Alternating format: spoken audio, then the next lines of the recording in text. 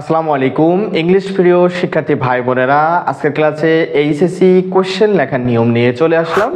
আমাদের English first পেপারের passage থেকে আমাদের প্রশ্ন লিখতে বলতে পারে 5টা, এবং আমরা অনেক স্টুডেন্ট মনে করি যে এই 5টা প্রশ্ন তো আমি প্যাসেজ দেখে দেখে লিখবো, এত প্রেশার নেওয়ার দরকার নেই।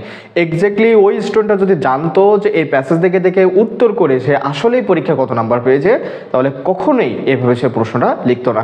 কারণ অফলাইন বেসে আমি যখন পরীক্ষা নিই, আমি যখন ফার্স্ট পেপারের প্রশ্নটা দেখি, প্রশ্নের উত্তরগুলো যখন দেখি, তখন আমি নিজেই বুঝতে পারি যে এই প্রশ্ন আসলেই কতটা নাম্বার তারা পেতে পারে। সো আজকের ক্লাসে প্রশ্ন লেখার এমন একটা টেকনিক শেয়ার করব, যে টেকনিকের মাধ্যমে ইনশাল্লাহ তুমি প্রশ্নগুলো যদি লেখো, তাহলে out of the full marks কিন্তু এই টপিক থেকে পেয়ে যাবা। জাস্ট একটু মনোযোগ সহকারে খেয়াল করো, সহজ মনে করে হেলাই দোলাই দিয়ে না, তাহলে এই টপিকটা কিন্তু তুমি ফুল মার্কস দিতে পারবে। এবং এমন কিছু টপিক আছে যে টপিক থেকে ভালো মার্কস না নিতে পারলে তুমি ইংলিশে কিন্তু ভালো রেজাল্ট আসবে না। তো চলো আমরা সেই টেকনিকের মাধ্যমে আমরা পুরো প্রশ্ন লেখার নিয়মটা আমি এখানে দেখিয়ে দিয়েছি। তো আমরা এখানে একটা প্যাসেজ নিয়েছি, যে প্যাসেজটা সিলেট বোর্ড 2023 সালে আসছে, এবং এটা হচ্ছে ইউনিট 2 লিসন 1-এর হয় এডুকেশন একটা প্যাসেজ। যে প্যাসেজটা তোমাদের বই থেকে অনেক সময় ইউনিট মিলতে পারে, নাও মিলতে পারে। টপিকটা হচ্ছে হোয়াই এডুকেশন। তো এখানে একটা প্যাসেজ দেওয়া আছে, এবং প্যাসেজ থেকে আমাদের 5টা প্রশ্ন আমরা এখানে কালেকশন করছি, যে প্রশ্নগুলোর সমাধানের মাধ্যমে আমি তোমাকে পুরো টেকনিকটা সুন্দরভাবে বুঝিয়ে দেবো। সো আমরা প্যাসেজটা পড়লাম না, প্যাসেজটা পড়তে গেলে আমাদের অনেক লং টাইম লাগবে। তোমরা যারা প্রশ্নটা করতেছো, নেক্সটে প্র্যাকটিস করার সময় অবশ্যই প্যাসেজটা তোমরা পড়ে নিবা। আমরা ডিরেক্টলি কি করলাম, আমরা ডিরেক্টলি প্রশ্নে জাম্প করলাম। আমরা প্রশ্নটা দেখি এবং কিভাবে লিখবো আমরা সেটা দেখে আসি। তো দেখো, প্রথম নম্বর প্রশ্ন আমাদের দিয়ে আছে, হোয়াট ডাজ এডুকেশন প্রোভাইড আস? শিক্ষা আমাদেরকে কি কি দিয়ে থাকে, মানে শিক্ষা আমাদের কি দিয়ে থাকে, এই প্রশ্নটা আমাদের প্রথমে প্রশ্নটা লিখতে হবে। সো এই প্রশ্নটা আমরা কিভাবে সাজাবো, এক্স্যাক্টলি আমাদের প্রশ্নটা কোথা থেকে লেখার দরকার এবং কতটুকু নিব, সেটা আমরা প্রথমে আগে দেখে নিই। 1 নম্বর হচ্ছে আমরা প্রশ্ন কিভাবে উত্তর সাজাবো। প্রথমে উত্তরটা সাজাবো, প্রথমে আমরা সাবজেক্ট দিব। সাবজেক্টটা কোথায় পাবো? আমরা জানি একটা ইন্টারোগেটিভ সেন্টেন্স সাজানো থাকে সাধারণত প্রথমে ডাব্লিউএইচ ওয়ার্ড থাকে, তারপরে হচ্ছে কি থাকে, তারপরে হচ্ছে অক্সিলারি ভার্ব থাকে, দেন সাবজেক্ট থাকে। এইভাবে কিন্তু একটা ইন্টারোগেটিভ সেন্টেন্স সাজানো থাকে। তাহলে আমরা দেখবো ডাব্লিউএইচ ওয়ার্ডের পরে অক্সিলারি ভার্ব আছে কিনা, তারপরে আমরা একটা সাবজেক্ট খুঁজে পাবো। তাহলে আমরা প্রশ্নের উত্তর যখন লিখবো, প্রথম কাজ হচ্ছে আমরা সাবজেক্টটাকে খুঁজে নিব। 2 নম্বর কাজ হচ্ছে আমরা ভার্বটাকে লিখবো। ভার্ব যেটা থাকবে ওটা লিখবো, তবে শর্ত হচ্ছে ভার্ব যদি ডু ডাজ ডিড থাকে, তাহলে আমাদের এখানে একটা পরিবর্তনের নিয়ম আছে। কি নিয়ম? দেখো, যদি আমাদের অক্সিলারি ভার্ব হিসেবে ডাজ থাকে, তাহলে আমরা ডাজটা যখন উত্তর করব, ভালো করে বুঝো, যখন আমরা উত্তর লিখবো তখন ডাজটাকে তুলে দিব, তুলে দিয়ে যে মূল ভার্বটা থাকবে তার সাথে হোয়াই এস অথবা ই এস যোগ করব। যদি আমাদের প্রশ্নে ডিড থাকে, তাহলে আমরা ডিডটাকে উঠাই দিব, দিয়ে যে ভার্বটা থাকবে, যে মূল ভার্বটা থাকবে, সেই ভার্বটাকে হয় পাস্ট টেন্স করব, অথবা সেই ভার্বের সাথে ইডি যুক্ত হলে ওই ইডি করে দেব। আর যদি অক্সিলারি ভার্ব হিসেবে ডু থাকে, তাহলে ডু তুলে দিয়ে ওই মূল ভার্ব শেষে কিছু যোগ করা লাগবে না, জাস্ট ওই মূল ভার্বটাকে আমরা বসাই দেব। তবে কথা হচ্ছে, অন্য কোনো অক্সিলারি ভার্ব, দ্যাট মিন্স এই ডু ডাজ ডিড যদি বাদে অন্য কোনো অক্সিলারি ভার্ব চলে আসে, তাহলে সেই অক্সিলারি ভার্বটা আমরা প্রশ্নে বসাই দেবো, আর পরিবর্তন করার দরকার নেই। Be careful, do does did থাকলে কিন্তু পরিবর্তন করতে হবে মূল ভার্বের সাথে, আর অন্য কোনো অক্সিলারি ভার্ব থাকলে আর পরিবর্তন করার দরকার নেই। তাহলে আমাদের 2 নাম্বার কি বসলো? ভার্ব বসলো। 3 নাম্বার, আমাদের যদি অতিরিক্ত কোনো একটা অংশ থাকে সেন্টেন্সের ভিতরে, মানে ওই প্রশ্নবোধক সেন্টেন্সের ভিতরে, তাহলে সেটা লিখবো। দেন আমাদের যতটুকু উত্তর চেয়েছে ঠিক ততটুকু আমরা প্যাসেজ থেকে কালেকশন করে লিখবো। আমরা কিন্তু বাইরে থেকে লিখবো না, যতটুকু উত্তর চাইবে ততটুকু আমরা লিখবো। তবে এখানে একটা কথা আছে, তোমরা ইন্টারমিডিয়েটের প্রশ্নটা এসএসসি লেভেলের প্রশ্ন মতো না, কিন্তু যে হুবহু তুমি প্যাসেজের ভিতরে পেয়ে যাবে। এটা অনেক সময় অনুধাবন প্রশ্ন আসে, যে প্রশ্নগুলো তোমার চিন্তাশীল বা তোমার সৃজনশীলতার পরীক্ষাটা নিয়ে থাকে, যে প্রশ্নটা তোমার নিজে থেকে বানায় লিখতে বলে। ওকে, সো সব প্রশ্নের উত্তরই কিন্তু তুমি প্যাসেজে পাবা এমন চিন্তা ভাবনা থাকলে কিন্তু হবে না। অনেক সময় একটা উত্তরের একটা শব্দের সাথে মিল পাইছো, ফর এক্সাম্পল এখানে প্রোভাইড শব্দের সাথে মিল পাইছো কোনো একটা লাইনে, ওই লাইনটা তুমি হুবহু তুলে দিলে, তাহলে কিন্তু প্রশ্ন ভুল হয়ে যাবে। প্রোভাইডের সাথে মিল পাইলেই যে তোমার হয়ে যাবে এমন কিন্তু কোনো কথা না। তাহলে এবার আমরা প্রশ্নের উত্তরগুলো সাজাই। What does education provide us?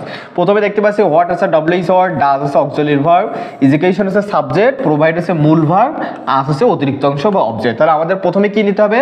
Subject নিতে হবে। তাহলে প্রথমে সাবজেক্টকে, প্রথমে আমরা সাবজেক্ট নিলাম এডুকেশন। 2 নম্বরে ভার্ব নিতে হবে। ভার্ব এখানে দেখতে পাচ্ছি ডাজ আছে, আমরা একটু আগেই বললাম ডাজ যদি থাকে ডাজটাকে উঠাই দিব, যে মূল ভার্ব যে থাকবে তার সাথে আমরা এস বাই এস যোগ করব। তাহলে এখানে মূল ভার্ব হচ্ছে প্রোভাইড, আমরা এর সাথে কি করলাম? এস যোগ করলাম। এবার আমরা কি করব? বাকি অংশটা লিখবো। বাকি অংশ অংশ আছে কি আস, তাহলে আমাদের প্যাটার্নটা হলো কি এডুকেশন প্রোভাইড আস। এবার আমাদেরকে এডুকেশন কি কি দিয়ে থাকে এটা আমরা কোথা থেকে নিব, এটা আমরা নিব আমাদের প্যাসেজ থেকে। আমাদের প্যাসেজে কিন্তু দেওয়া আছে যে এডুকেশন আমাদের কি দেয়, আমাদের জ্ঞান দেয়, সেট অফ অ্যাবিলিটিস দেয়, আমাদেরকে অনেক কিছু দেয়। তারপরে কি দেয় আমাদের operation of arithmetical and degree of self confidence দেয়, আমাদেরকে অ্যাওয়ারনেস দেয় এবং অনেক কিছু কিন্তু এর ভিতরে আছে। জাস্ট ওইগুলো কালেকশন করে করে আমরা কি করব, লিখে দেবো। তাহলে আমার দেখো আমি কিন্তু অতটুকু অ্যান্সারগুলো আমার হয়ে যাচ্ছে। এখন তুমি যদি ওই অ্যান্সারটা না করতে, প্রোভাইডের জায়গায় তুমি কি করতে, তখন এই লাইনটা তুলে দিতাম। 100% শিওর তুমি এভরি স্টুডেন্ট তখন কি করতে, education gives us knowledge and set of abilities, এই লাইনটা হুবহু তুলে কি করতে, এইখান থেকে ধরতে এবং যতটুকু গিয়ে শেষ হতে এরকম ভাবে তুমি তুলে দিতে। তাহলে কি হলো, তোমার প্যাসেজের লাইনটা কিন্তু স্যার যখন দেখতে পাচ্ছে যে প্যাসেজের সাথে হুবহু আছে, তখন কিন্তু নাম্বার কমাই দেওয়া শুরু করবে। এবং অন্যদিকে একটা খেয়াল করো, তোমার প্রশ্ন লিখে দিয়েছে প্রোভাইড আর এখানে লেখা আছে গিভস। তাহলে তুমি যখন প্রোভাইডের জায়গায় গিভস লিখবা, তখন টিচার 100% শিওর হবে যে তুমি এখান থেকে হুবহু লাইন তুলে দেওয়া শুরু করছো। যখন টিচার প্রথম প্রশ্নই দেখতে পাবে যে তুমি হুবহু লাইন তোলা শুরু করে দিছো, তখন কিন্তু তোমার নাম্বার কাটা কি হবে, শুরু হয়ে যাবে। সো অবশ্যই প্রশ্ন প্যাটার্নটা তুমি এভাবে সুন্দর করে সাজাবা। সেকেন্ড নাম্বার প্রশ্নটা আমরা দেখি। সেকেন্ড নাম্বার বলছে ডাজ এডুকেশন ইনফ্লুয়েন্স আস, শিক্ষা কি আমাদেরকে ইনফ্লুয়েন্স করে ইন থিঙ্কিং, চিন্তা ভাবনায়, হাউ কিভাবে করে। তাহলে প্রথমে জিজ্ঞাসা করছে কি শিক্ষা আমাদেরকে ইনফ্লুয়েন্স করে। এখন তুমি হ্যাঁ কি না এটা তো আগে লিখে নিতে হবে, যে হ্যাঁ করে বা না করে না এরকম লিখতে হবে।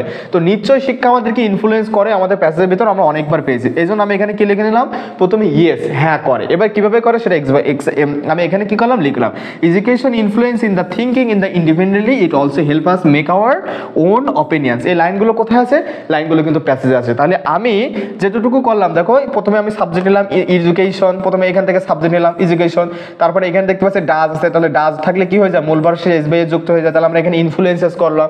এখানে অবজেক্ট আছে কি আস আর ইন থিঙ্কিং, এতটুকু লিখলাম।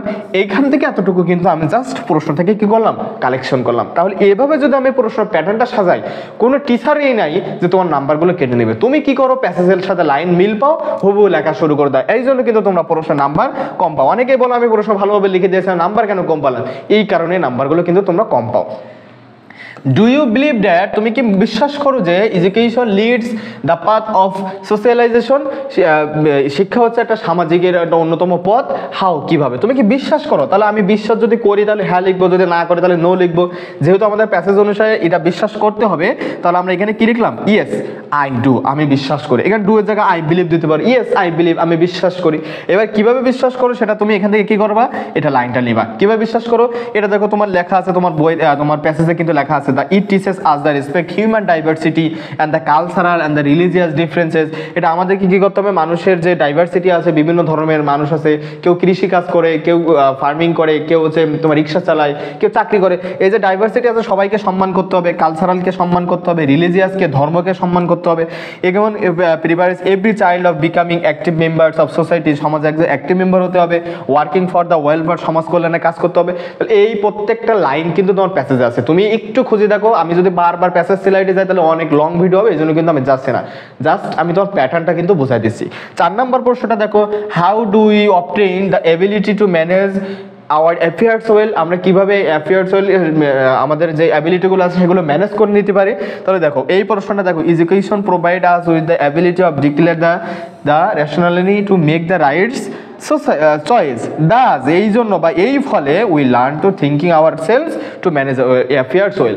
এইভাবে আমরা কি করতে পারি, আমাদের যে ম্যানেজ অ্যাফেয়ার্স ওয়েলগুলো আছে বা ওয়েলফেয়ারগুলো আছে, আমরা সেগুলো কি করতে পারি, ম্যানেজ করে নিতে পারি। তাহলে প্রথমে আমরা এই লাইনটা লিখলাম, দেন আমরা কিন্তু প্রশ্নের টপিকের সাথে মিলাই দিলাম। তাহলে তুমি যদি এইভাবে প্রশ্নগুলো উত্তর করো, তুমি নিজে থেকে একবার বলো যে এইভাবে যদি তুমি উত্তর করো, তাহলে তুমি নাম্বার না পেয়ে কোথায় যাবা। তোমরা আজকে থেকে রিকোয়েস্ট করলাম, এই ভিডিও দেখার পর থেকে কখনো লাইন কপি করে প্রশ্নের উত্তর করে দিয়ে আসবা না, এটা বি কেয়ারফুল। ওকে, এইভাবে যদি প্রশ্ন উত্তর করো, ইনশাল্লাহ তুমি প্রশ্নে ভালো একটা মার্কস পাবা এবং তোমার ইংলিশে A+ পাওয়াটা তোমার জন্য সহজ হবে। যদি আজকের ক্লাসটা ভালো লেগে থাকে এবং যদি সত্যিই বুঝতে পেরে থাকো, অবশ্যই লাইক কমেন্ট করে আমাদের মন্তব্যটা জানিয়ে যাবে, তোমার মন্তব্যটা, এবং ক্লাসটা শেয়ার করে তোমার ফ্রেন্ড সার্কেলকে দেখার সুযোগ করে দিবে। আমাদের পেজটা ফলো দিবে এবং চ্যানেলটা সাবস্ক্রাইব করে আমাদের সাথে থাকবে। ইনশাল্লাহ এখান থেকে ভালো কিছু তোমরা সবসময় পেয়ে যাবা। দেখা হবে নতুন একটা ক্লাসে, ততক্ষণ পর্যন্ত ভালো থাকো, সুস্থ থাকো। আসসালামু আলাইকুম ওয়া রাহমাতুল্লাহি ওয়া বারাকাতুহু।